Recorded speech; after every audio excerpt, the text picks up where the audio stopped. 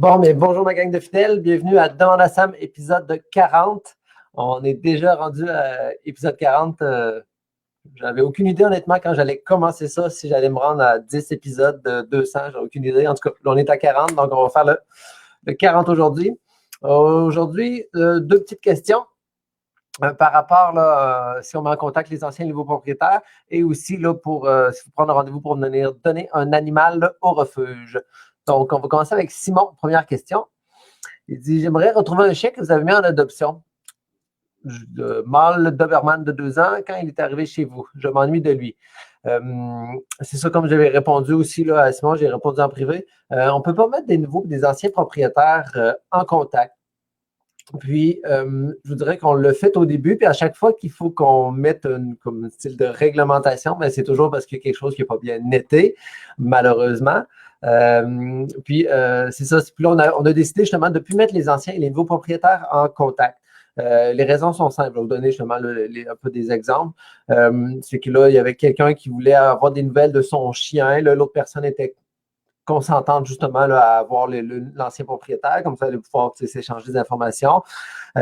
Mais là, c'est que l'autre personne, puis ça, je donne des exemples, mais c'est arrivé comme quand même souvent. Là, l'autre personne, finalement, là, elle prend des nouvelles, elle donne des nouvelles comme un petit peu ça se passait à la maison. Là, maintenant, elle s'ennuie, puis là, elle veut aller voir son chien. Puis là, ben, elle va se voir son chien de plus en plus souvent. Puis là, ben, là, le nouveau propriétaire est comme rendu un petit peu tanné de toujours avoir à délai avec l'ancien propriétaire. On a même déjà eu des personnes qu'on avait remis en contact. Puis ben là, l'ancien propriétaire voulait revoir son chien. Mais là, le nouveau, il dit, ben non, je l'ai adopté dans le refuge. Puis donc, c'est ça. C'est pour ça qu'on avait dû éventuellement arrêter parce qu'il y en a pour qui c'était vraiment plaisant, justement, de donner des nouvelles aux anciens propriétaires. Ou ça a déjà été le contraire aussi. Là, le nouveau propriétaire, il n'arrêtait pas d'appeler l'ancien propriétaire pour avoir des informations. Ah, quand il faisait ça, qu'est-ce qui se passait? Pourquoi ça? Pourquoi ça? Donc là, après avoir dû gérer quelques situations non plaisantes, si on ne met plus les personnes en contact. Ça peut arriver, des fois, il y en a qui réussissent à les retrouver quand même là, en regardant sur les réseaux sociaux. J'ai aucune idée des fois là, comment que le monde réussisse à jouer au détective comme ça. Mais là, c'est des personnes de s'arranger avec.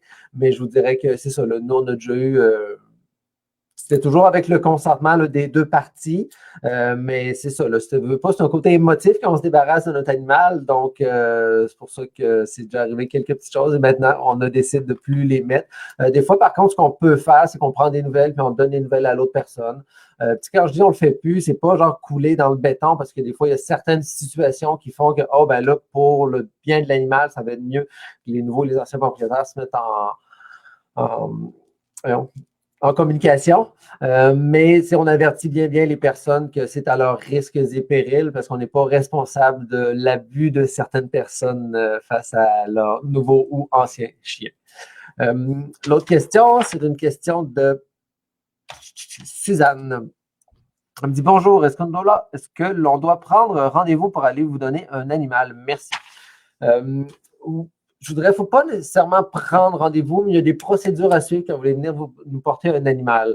Premièrement, il faut remplir le formulaire d'abandon qui se situe sur notre site Internet dans la section processus d'abandon. Non, c'est pas vrai. C'est pas le processus d'abandon, c'est dans nos services. Parce qu'on a un processus d'adoption. Pour ça, je me suis mêlé.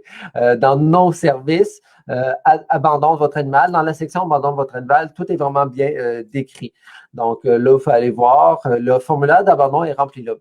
Puis la raison pour laquelle on demande un formulaire d'abandon, elle est bien simple, mais c'est pour nous, c'est pas on reçoit un animal et on veut le replacer n'importe où. Okay? Quand on reçoit un animal, c'est qu'on veut le replacer dans le meilleur des foyers possibles. Puis le formulaire d'abandon nous donne vraiment une bonne idée du foyer où habitait l'animal, des points forts, des points faibles de l'animal. C'est des formulaires là, qui peuvent avoir, là, parce que chat et chien sont un petit peu différents, là, entre 8 et 11 pages, je pense. C'est pas toutes des questions à développement là, de 11 pages. Là. Des fois, il y a des choix de réponse. Mais nous, c'est avec ça vraiment là, qu'on voit c'est quoi le profil de l'animal. Quand quelqu'un fait une demande d'adoption, on regarde le profil de la demande d'adoption pour voir si l'animal qu'il demande à l'adoption pourrait faire.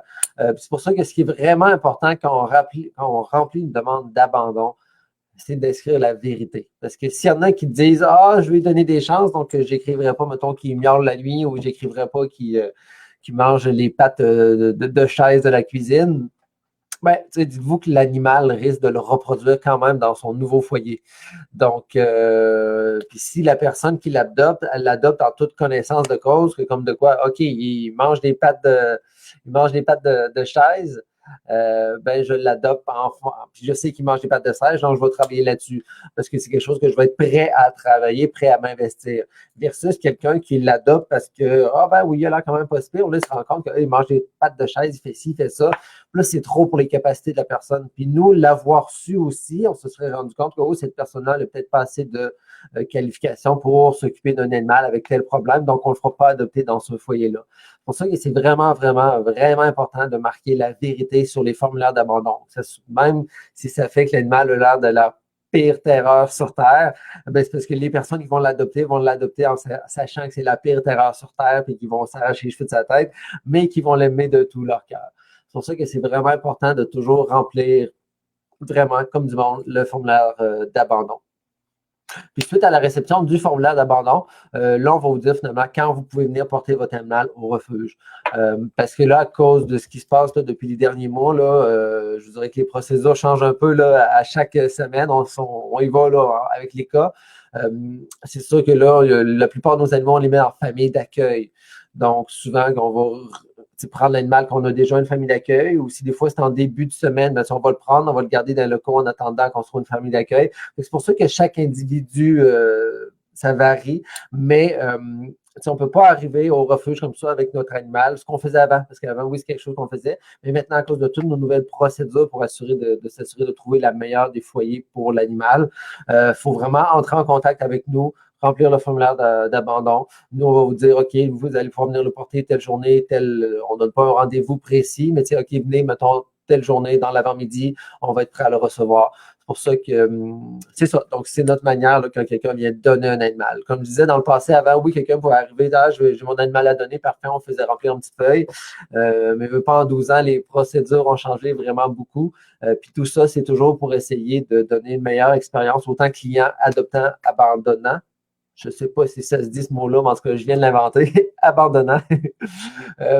Puis aussi, là, pour essayer de trouver le meilleur des foyers pour l'animal. Puis si on est capable, des fois, de se rendre compte qu'on peut y faire sauver, mettons, en 2-3 jours de refuge, ça va être beaucoup mieux pour lui parce que là, on va pouvoir le recevoir là, le faire stériliser là et tout et tout. Donc, c'est pour ça là, qu'il faut rentrer en contact avec nous avant de venir porter votre animal au refuge. Donc, aujourd'hui, c'est tout. C'était vraiment un petit épisode de cours. Comme vous avez vu, là, j'avais été quand même plusieurs jours à ne pas en faire. C'est mon corps encore là, qui a décidé de faire des siennes. Donc là, le physique va un petit peu mieux. Là. Le mental, il est un peu lent à revenir. Là.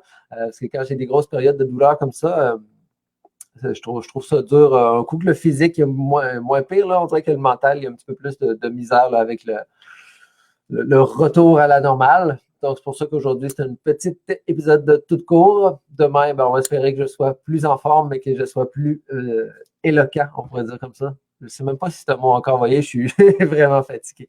Donc, sur ça, je vous souhaite une bonne journée. Puis, tant que vous avez des questions, j'ai des réponses. Puis, on se dit à demain. Bye bye.